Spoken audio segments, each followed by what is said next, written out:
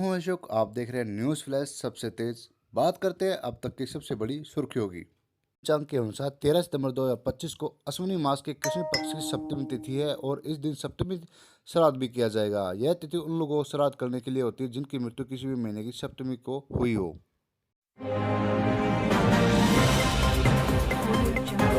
सोना चांदी के दाम 12 सितंबर को ऑल टाइम हाई पर पहुंचे। India Boolean and jewellers association के अनुसार चांदी 3500 रुपये में बढ़कर 1,28,000 प्रति किलो पर पहुंच गई है। वहीं कारोबार के दौरान सोने की कीमत 744 रुपये बढ़कर 1,09,841 पर 10 ग्राम हो गई है।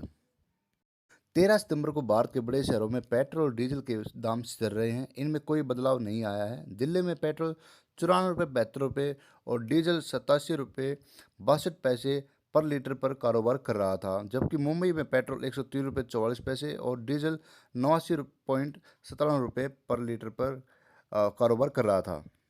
आज एक यूएसडी डॉलर की कीमत 72 रुपये में 88 रुपये 27 पैसे की हिसाब पर है। बात करें शेयर मार्केट की, कल सेंसेक्स 355 अंक चढ़कर 81,904 के स्तर पर बंद हुआ। वहीं निफ्टी भी करीब 108 अंक की तेजी रही, यह 25,114 के स्तर पर बंद हुआ।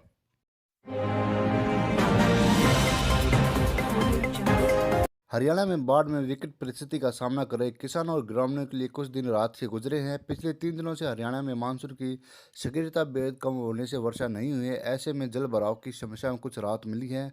दूसरी ओर कई गांवों में पानी की निकासी में काफी से तेजी आई है। आगामी दिनों में इन हालातों में बदलाव भी हो सकता है। मौसम विभाग के अनुसार 16 सितंबर से मानसून फिर से एक्टिव होने की संभावना है। इससे कई इलाकों में फिर से जोरदार वर्षा का दौर लौट सकता है। इसके अलावा फतेहाबाद जिले में हिसार घग्गर ड्रेन का निर्माण बुधवार वीरवार की रात टूट गया था, जिससे आसपास के गांवों में पानी और जल भराव हो गया।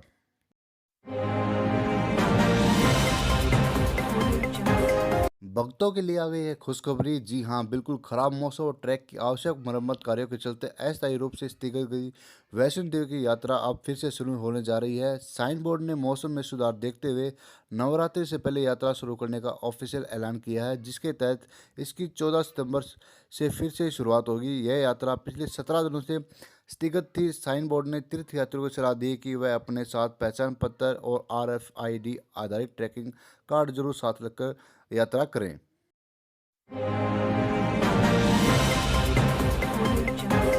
नेपाल की राजनीति में हुआ बहुत बड़ा बदलाव। जैन जेड आंदोलन, हिंसा, आगजनी और तख्ता पलट। नेपाल ने 5 दिन में वो सब कुछ देख लिया जो इतिहास में शायद पहले कभी देखा हो। सोशल मीडिया बैन और करप्शन को लेकर 8 सितंबर को जैन जेड ने प्रोटेस्ट शुरू किया और अगले दिन देश में माहौल हिंसक हो गया। संसद, सुप्रीम कोर्ट, पॉलिटिकल ऑफिस के राष्ट्रपति, प्रधानमंत्री और मंत्रियों के घर में आग लगाकर सारे जो घर जला दिए गए। KP शर्मा ओली को प्रधानमंत्री पद से इस्तीफा भी देकर देश छोड़ना पड़ा और 5 दिन के अंदर देश में एक नई व्यवस्था भी बन गई। 12 सितंबर को देश की संसद भंग कर दी गई। पूर्व चीफ जस्टिस सुशीला कार्की देश की पहली प्रधानमंत्री भी बनी। राष्ट्रपति रामचंद्र पौडेल ने राष्ट्रपति भवन शीतल निवास में उन्हें शपथ दिलाई। जैन जेड नेता सरकार में शामिल नहीं हैं, वे बाहर से ही सरकार का काम देखेंगे। भारतीय राजदूत ने दी सुशीला कार्की को प्रधानमंत्री बनने पर शुभकामनाएं।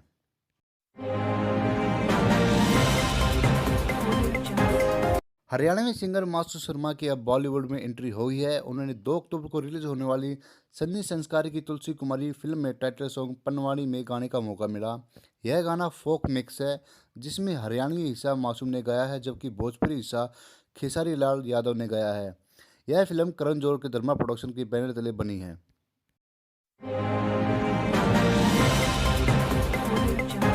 पीएम नरेंद्र मोदी शनिवार को मणिपुर दौरे पर रहेंगे। वे इंफाल और चुरांदारपुर में 2 अलग अलग रैलियों को संबोधित करेंगे। पीएम यहां बेरांगी सेरांग रेलवे लाइन का उद्घाटन भी करेंगे। वह कई परियोजनाओं की नींव भी रखेंगे। मणिपुर में मेते और कुर्की समुदायों के बीच मई 2023 से जारी हिंसा के बाद मोदी का यह पहला दौरा होगा। वहीं पीएम बनने के बाद उनका यह राज्य का 8वां दौरा भी है।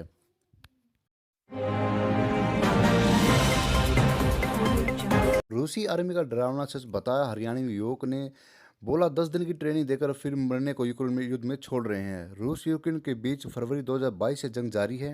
रूसी सेना वहां पर आए कई भारतीयों को लालच देकर सेना में भर्ती करने और जंग में धकेलने के आरोप लग रहे हैं। वहां फंसे युवाओं ने बताया कि रशियन आर्मी को मैन पावर उपलब्ध कराने वाला बड़ा नेटवर्क काम कर रहा है, जो कि भारतीय नहीं बल्कि श्रीलंका, नेपाल, पाकिस्तान जैसे देश के युवाओं को भी पैसे का लालच देकर फंसाता है। ये वो युवा हैं जो स्टडी वीज़ा या नौकरी की तलाश में रूस जाते हैं। उन्हें रशियन आर्मी में भर्ती कर 10 दिन की ट्रेनिंग दी जाती है और फिर यूक्रेन के युद्ध में भेज दिया जाता है।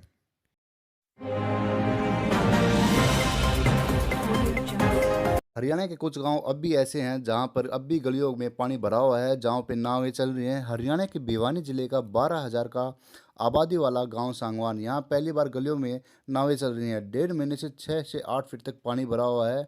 एक बार तो यहां से 10 से 11 फीट तक पानी भर गया था। एक नज़र में ऐसा लगता है जैसे पूरे गाँव में हरा कारपेट बिछा दिया गया। असल में एक काई है जो पानी पर जम चुकी है।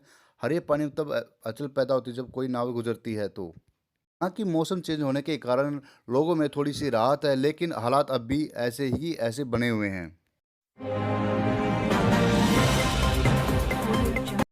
हरियाणा की स्वास्थ्य मंत्री आरती राव ने शुक्रवार दोपहर में कुरुक्षेत्र के लोकनायक जयप्रकाश नारायण अस्पताल में अचानक छापा मारा। उनके पहुंचते ही अस्पताल प्रशासन और स्टाफ में हड़कंप मच गया। इस दौरान मंत्री को महिला वार्ड का शौचालय बंद मिला। उन्होंने तुरंत चाबी मंगवाई, लेकिन जब चाबी नहीं मिली तो उन्होंने कमांडो से दरवाज़ा तोड़ने का आदेश दिया। कमांडो ने जैसे दरवाज़ा तोड़ा तो अस्पताल का जो शीशा है वो चटक गया।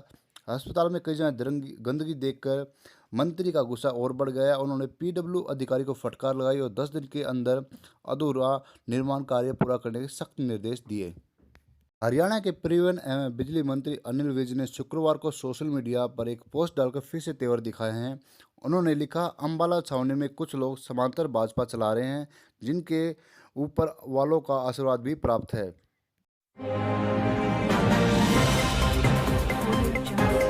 अमेरिका में भारतीय मूल के व्यक्ति की हत्या, पत्नी बेटे के सामने काटा सिर, फिर कूड़ेदान में फेंका। संयुक्त राज्य अमेरिका के डल्ला शहर में एक दिल दहलाने वाली घटना सामने आई है। कर्नाटक मूल के 50 वर्षीय भारतीय अमेरिकी चंद्रमौली नागमल्ल की हत्या एक मामूली विवाद के बाद कर दी गई। यह वारदात 10 सितंबर को उनके हाउस में हुई, जहां नागमल्ल अपने परिवार के साथ रह रहे थे। पुलिस के अनुसार आरोपी कार्पोडस मोंटिस ने उसी होटल में काम करता था। उसने चंद्रमल्ली को क्रूरता से मौत के घाट उतार दिया। आरोपी और उसकी महिला सहयोगी से खराब वॉशिंग मशीन करने का उपयोग करने की रिक्वेस्ट कर रहे थे। इसी बात से नाराज होकर मार्टिज ने हमला कर दिया। घटना का वीडियो भी सामने आया है। आरोपी कमरे से बाहर निकलते जेब से एक मेचते निकालता है और नागपल्ली पर हमला कर देता है।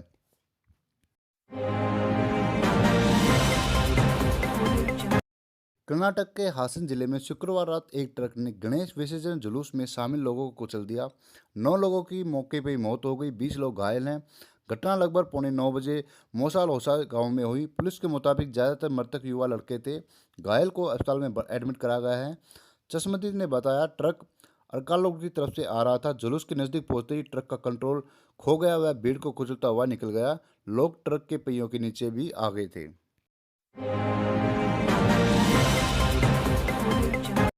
उत्तर प्रदेश के रायबरेली में राहुल गांधी और योगी सरकार के मंत्री दिनेश प्रताप के बीच तीखी बहस का वीडियो सामने आया है। यह बहस राहुल गांधी की रायबरेली दौरे के बीच हुई। राहुल 10 और 11 सितंबर को 2 दिन के रायबरेली दौरे पर थे। इस दौरान उनकी योगी सरकार में मंत्री दिनेश प्रताप साथ बहस हो गई। रायबरेली में जिला विकास समन्वय एवं निगरानी समिति की मीटिंग चल रही थी। राहुल गांधी के ठीक बगल में यूपी के मंत्री दिनेश प्रताप सिंह बैठे थे। तभी दोनों के बीच तीखी बहस शुरू हो गई। राहुल गांधी ने कहा कि मीटिंग में चेयर कर रहा हूं, अगर आपको कुछ कहना है तो पहले पूछिए, फिर मैं आपको बोलने का मौका दूंगा। इस पर मंत्री दिनेश प्रताप सिंह भड़क गए और दोनों के बीच बहस शुरू हो गई।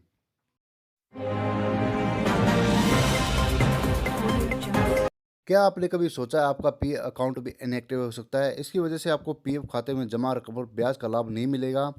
कई बार नौकरी बदलने से या लंबे समय तक पीएफ खाते में योगदान न होने के कारण खाता इनएक्टिव हो जाता है। अगर आपका खाता भी इनएक्टिव हो गया है तो न सिर्फ ब्याज रोक सकता है, बल्कि क्लेम या ट्रांसफर में भी आपको दिक्कत आ सकती है। पर आपको घबराने की बिल्कुल ज़रूरत नहीं है। ईपीएफओ ने ऐसे मामलों के लिए आसान तरीका बनाया है जिससे आप अपना पीएफ खाता फिर से एक्टिव कर सकते हैं। मैं आपको बार स्टेप से एक अलग से वीडियो में इसके बारे में जानकारी बताऊँगा, जिसमें आप ये जान पाएंगे कि खाता इनएक्टिव होने के बाद कैसे एक्टिव किया जाएगा। आज के समाचारों में बस इतना ही। मिलते हैं नेक्स्ट वीडियो के साथ, तब तक के लिए जय हिंद, जय भारत, खुश रहें, मस्त रहें और व्यस्त रहें। जरूर करें और चैनल को प्लीज़ सब्सक्राइब करें।